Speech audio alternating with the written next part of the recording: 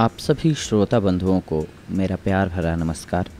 सावन का महीना आते ही श्रद्धालु महादेव शंकर को प्रसन्न करने की कोशिश में जुट जाते हैं।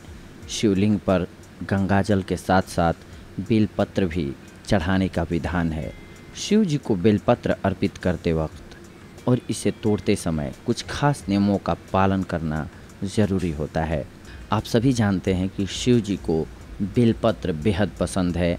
आप देखे होंगे अमूमन कि जब भी शिव जी की पूजा की जाती है तो बेलपत्र उन पर चढ़ाया जाता है। बेलपत्र को संस्कृत में बिल्लव पत्र भी कहा जाता है। यह भगवान शिव को बहुत ही प्रिय है। ऐसी मान्यता है कि बेलपत्र और जल से भगवान शंकर का मस्तिष्क शीतल रहता है। पूजा में इनका प्रयोग करने से वे बहुत जल्द प्रसन्न होते हैं।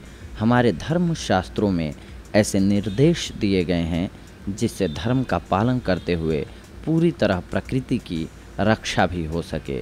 यही वजह है कि देवी देवताओं को अर्पित किए जाने वाले फूल और पत्र को तोड़ने से जुड़े कुछ नियम बनाए गए हैं। आइए सबसे पहले हम जानते हैं कि बेल पत्र जो शिव जी को बहुत प्रिय है, चढ़ाने के लिए जब भी तोड़ना चाहिए तो उसके लिए रूल्स क्या क्या है। चतुर्थी, अष्टमी, नवमी, चतुर्दशी और अमावस्या तिथियों को, संक्रांति के समय और सोमवार को बेलपत्र बिल्कुल नहीं तोड़ना चाहिए, क्योंकि ये शिव जी की तिथियां हैं।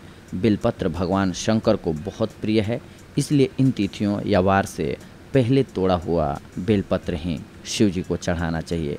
यानी कि जब आपको पता है कि इन तिथियों को पूजा करनी है, आपको शिव जी को बेलपत्र चढ़ाना है, तो आप उससे एक दिन पहले बेलपत्र तोड़कर ला लें। शास्त्रों में कहा गया है कि अगर नया बेलपत्र ना मिल पाए आपको, तो किसी दूसरे के चढ़ाए हुए बेलपत्र को भी धोकर कई बार इस्तेमाल किया जा सकता है न मिलने की स्थिति में। इसके लिए लिखा हुआ है, अर्पितान्यपि विल्वानि प्रक्षालयापि पुनः पुनः, जिसका मतलब होता है कि आपको नहीं मिलता है तो आप अर्पित किए हुए बेलपत्र को भी धो करके पुनः यूज कर सकते हैं।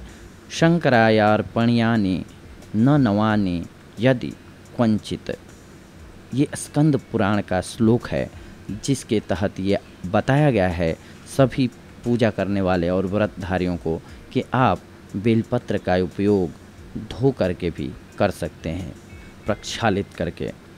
टहनी से चुनकर सिर्फ बेलपत्र ही तोड़ना चाहिए, कभी भी पूरी टहनी नहीं तोड़नी चाहिए। बेलपत्र इतनी सावधानी से तोड़ना चाहिए कि वृक्ष को कोई नुकसान नहीं पहुँचे, क्योंकि आप जानते हैं कि इससे पूजा होने के अलावा प्रकृति के लिए भी बहुत चीज़ें मिलती हैं और ये शिव जी को पसंद भी है। बेलपत्र तोड़ने से पहले और बाद में वृक्ष को मन ही मन प्रणाम कर लेना चाहिए, जो कि आपको शिव जी को प्रसन्न करने के लिए अपना पत्ता देता है, बेलपत्र देता है। ज़रूर प्रणाम करना चाहिए। अब शिवलिंग पर कैसे चढ़ाना चाहिए बेलपत्र, ये जान लेते हैं। इसके लिए क्या नियम है। महादेव को बेलपत्र हमेशा उल्टा अर्पित करना चाहिए, यानी पत्ते का चिकना भाग शिवलिंग के ऊपर रहना चाहिए, ये ध्यान रखना चाहिए। बेलपत्र में चक्र और वज्र नहीं होना चाहिए। बेलपत्र 3 से लेकर 11 दलों तक के होते हैं। ये जितने अधिक पत्र के हों उतने ही उत्तम माने जाते हैं। आप खंडित, टुकड़े या फिर मुरझाया हुआ ऐसे बेलपत्र का उपयोग ना करें पूजा में। अगर बेलपत्र उपलब्ध ना हो पाए तो बेल के वृक्ष के दर्शन ही कर लेना चाहिए, उससे भी पाप ताप नष्ट हो जाते हैं। शिवलिंग पर दूसरे के चढ़ाए बेलपत्र की उपेक्षा या अनादर नहीं करनी चाहिए। कई बार होता है कि जब हम पूजा करने जाते हैं, पाठ करने जाते हैं, तो दूसरों के चढ़ाए हुए बेलपत्र को ऐसे फेंकते हैं जैसे हमारा कोई उससे लेना देना ही नहीं है। नहीं, ऐसा नहीं करना चाहिए, उससे बचना चाहिए। आप अपना अर्पित कीजिए, दूसरों के द्वारा चढ़ाए हुए बेलपत्र का अनादर नहीं करना चाहिए। तो ये थी आज की हमारी जानकारी आप सभी के लिए। शिव जी को प्रसन्न करना है आपको, तो कौन सी ऐसी वस्तु है उसको चढ़ाने से शिव जी प्रसन्न होते हैं, और फिर उसकी विधि क्या है, कैसे चढ़ाना चाहिए।